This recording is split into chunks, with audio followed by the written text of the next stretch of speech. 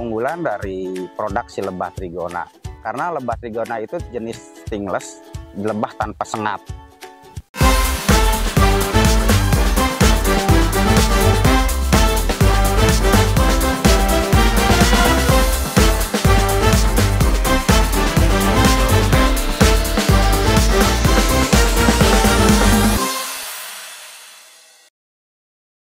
Perkenalkan, nama saya Herdi Sirda. Cuman banyak orang yang bilang, "Halo Kang Madu, Kang Madu." Oh, nggak apa-apa, nggak jadi masalah. Gitu kan.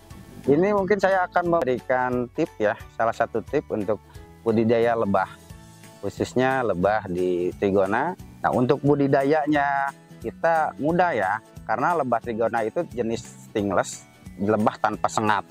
Yang selanjutnya, ada produk selain dari madu dan polen yang dihasilkan oleh lebah trigona itu adalah propolis. Itu khasiatnya manfaat lah gitu ya. Lebih besarnya ke manfaat, bisa dibuat untuk propolis, diekstraksi jadi propolis cair, buat untuk kosmetik dan sebagainya. Sangat luar biasa, manfaatnya banyak. Jadi langkah utama pengadaan vegetasi dulu di satu wilayah itu. Sumber nektar, pohon apa saja yang ada mengeluarkan nektar, sumber polennya juga yang keluar dari sekitaran bunga, ada serbuk-serbuk sari bunga, resin, getah-getah.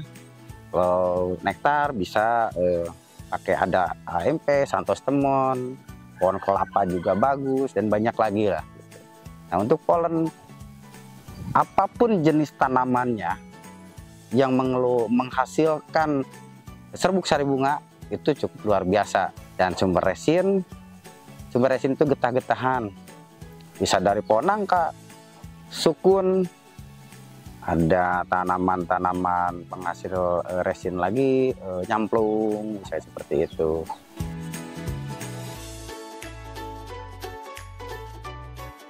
Adain dulu vegetasinya, makanannya si lebah, untuk bersarangnya si lebah, baru kita lanjut ke tahap yang kedua, pengadaan koloni lebahnya. Baik itu mau hasil ngebolang, hasil belikah. Nah, untuk space nanti sesuaikan dulu. Kalau misalkan vegetasinya hanya cukup untuk 1 atau 2 koloni, 1-2 koloni aja dulu.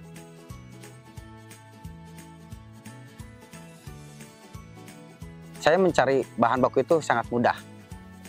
Yang pertama itu, si bahan bakunya juga harus benar-benar kering, sehingga tidak mengeluarkan aroma-aroma bau-bau getah-getah si kayu tersebut. Nah, itu bakal bikin betahnya si lebah tersebut. Nah, untuk ketebalan, untuk trigona makin tebal makin bagus, namun harus memperhitungkan topografi juga. Kalau kita daerahnya panas, bisa deh minimal 2 cm. Untuk cuaca dingin 3 cm. Nah, saya pakai yaitu maksimal 3 cm, minimal 2,5 cm. Itu untuk kandangnya ya gitu. Nah, untuk dimensi tergantung jenisnya. Misalkan mau lebah Levisep 1 cm, bisa, tidak terlalu tebal juga. Kalau untuk Itama saya pakai 3 cm dengan ukuran 15 x 15 atau 18 x 18 dikali 20 cm. Nanti pasang topping lagi, bisa 25 x 25, tingginya 10 cm. Maksimal yang saya pakai itu 40 dikali 40, tingginya 10 cm.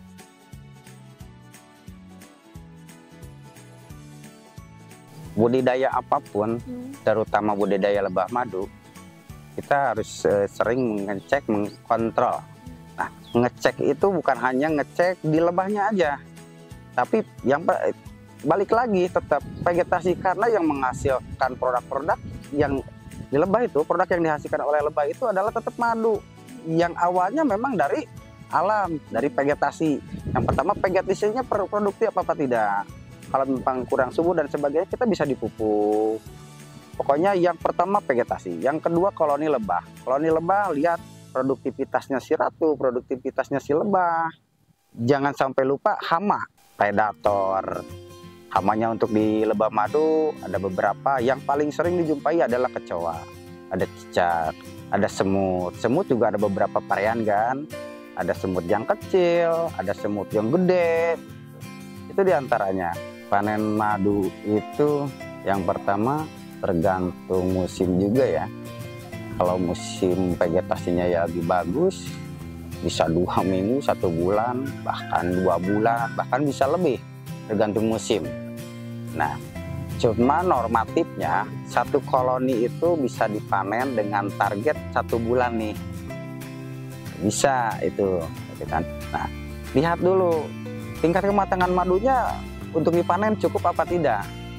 Kalau madu dalam mangkoknya udah tersegel, berarti itu udah cukup matang. Itu ciri yang diberikan oleh lebah kepada kita bahwa madu ini udah matang nih, udah saya tutup nih dari mangkoknya. Itu baru bisa dipanen. Rasanya pun jangan tanya lagi, pasti luar biasa mantap gitu kan.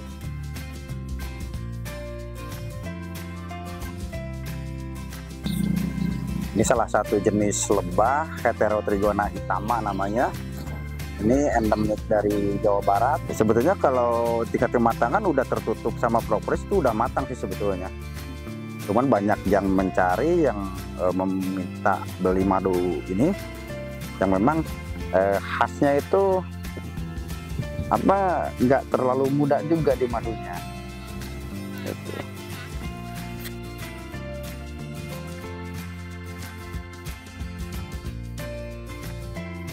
Udah cukup sih ya. Untuk panen saya biasa memakai vakum ya supaya lebih steril juga. Ini kita sedot.